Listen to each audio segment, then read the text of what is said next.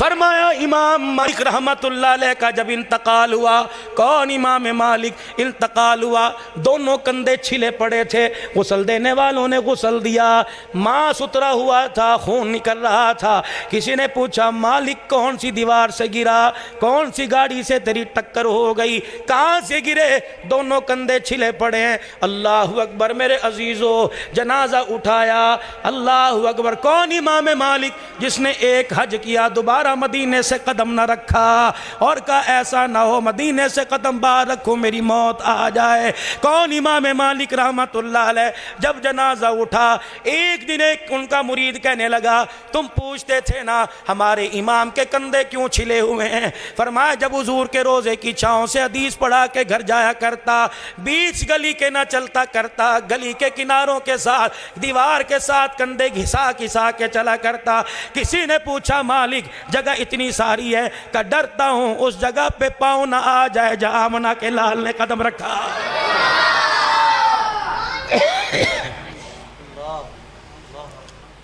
इमाम आज़म अबू हनीफा रहमतुल्लाह अलैह के बारे में आया, मुरीद कहने लगे हजरत जी चले उमरा करने।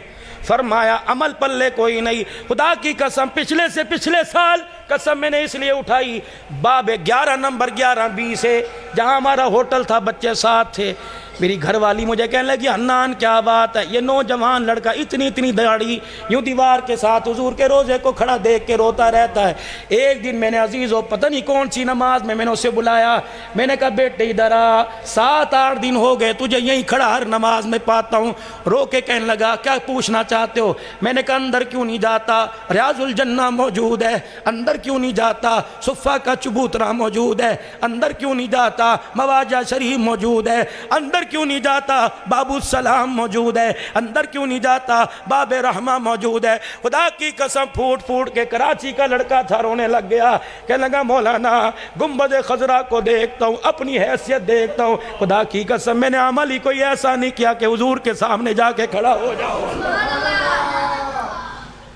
नौजवानों नौजवानों उस जवान को तो ख्याल आ गया जिसकी 70 साल उम्र हो गई, अभी 12 रबीउल अव्वल को सब झंडा लेके बाहर निकलेगा और कहेगा गुलाम ये रसूल में मौत भी कबूल है। उसको तो ख्याल आ गया, नबी की सुन्नत पर उस्तरा चलाते 70 साल के बुजुर्ग को आज भी ख्याल नहीं आया है।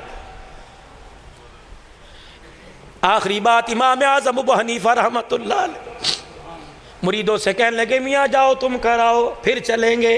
बार बार मुरीद कहने लगे ऐसा इमाम जो इशा के वुजू से फजर की नमाज पढ़े हम लेके जा रहे हैं, जाने को तैयार नहीं। फरमाया मक्के में जितने दिन रहना मदीने में 3 दिन से ज़्यादा नहीं रहना। इमाम साहब जैसे आप कहें भुला भुसला के मदीने शरीफ ले गए, 1 दिन गुजरा 2 दिन, तीसरे दिन इमाम आज़म अबू हनीफा ने अपनी गठड़ी बगल में बांध ली। फरमाया चलो भाई वादा पूरा, 3 दिन से ज़्यादा नहीं रहना। लोग कहने लगे कैसा वक़्त का इमाम है, लोग मदीने में मरने की दुआ करते हैं, ये मदीने से भागने की दुआ कर रहा है। हजरत दाढ़ी को हाथ लगाते हैं, एक दिन और ठहर जाओ।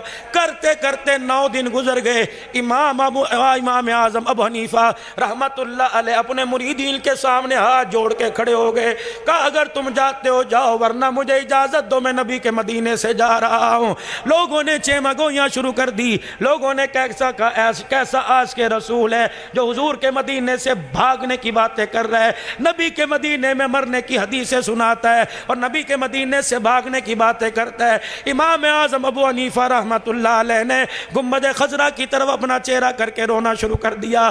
फरमाया इश्क इश्क की बात है, अदब अदब की बात है। ओए मुरीदो जब से तुम यहाँ आए हो तुमने खाया भी, तुमने पिया भी, तुम सोए भी, तुम जागे भी, तुम्हें हाजत हुई तुमने पेशाब पखाना किया।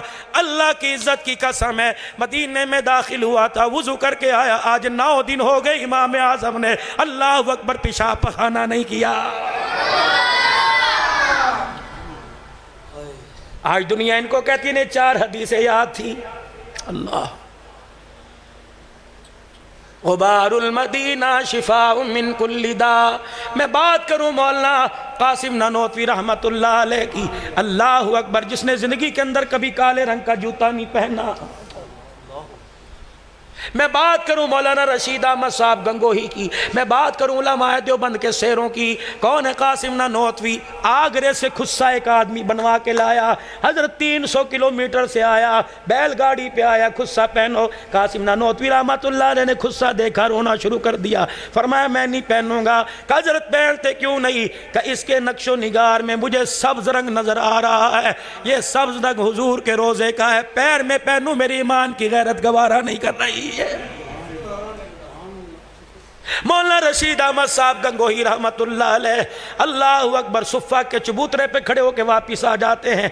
मुरीद कहने लगे हजरत आगे जाते क्यों नहीं? फरमाया अमल पल्ले कोई नहीं, क्या लेके जाऊँ? चौथे दिन तहज्जुद के वक़्त हुजूर अलैहिस्सलाम के रोज़ा अनवर पर हाजिरी दे के मुस्कुराते आए। मुरीदों ने कहा हजरत क्या हुआ? फरमाया आज खुद बुलाया, मैंने सलाम किया, उन्होंने जवाब दिया। होंठों पर जुबान क्यों फेर रहे हो? फरमाया सलाम का जवाब दिया, उन्होंने आज अपनी उंगलियों से मुझे शहद भी चटा दिया। अल्लाह आपको मुझे मदीने की बहारें नसीब फरमाए। फरमाया जिसका इरादा हो, नियत जिसकी हो, आज नियत कर लो, हज़रत उमर की दुआ पढ़ लो, अल्लाहुम्मा रज़ुक़नी शहादत फ़ी सबीलिक वजअल मौती फ़ी बलदी हबीबिक। हज़रत उमर की दुआ, या अल्लाह मौत दे तो शहादत के रुतबों वाली देना, कब्र की जगह दे अल्लाह जन्नतुल बकी में साहबा के कदमों में दे देना। हुज़ूर ने फरमाया मन इस्तताअ अन यमूत बिल मदीना, फरमाया जिसमें ताकत हो काम काज सारे फारिग करके मेरे मदीने में कोने में आके डेरा लगा ले, कुछ मिले खा ले, ना मिले ना खाए, सबर से बैठ जाए, मेरे मदीने में मरने की दुआ करे। जो मेरे मदीने में मर गया उसकी कब्र मेरे रोज़े अनवर के सामने बन गई। नहनु मिन जारी, क़यामत तक मैं मोहम्मद का पड़ोसी बन गया। पड़ोसी का पड़ोसी पर हक है। क़यामत का दिन होगा मैं अकेला जन्नत में नहीं जाऊंगा, पड़ोसी का हाथ पकड़ के जन्नत में लेके जाऊंगा।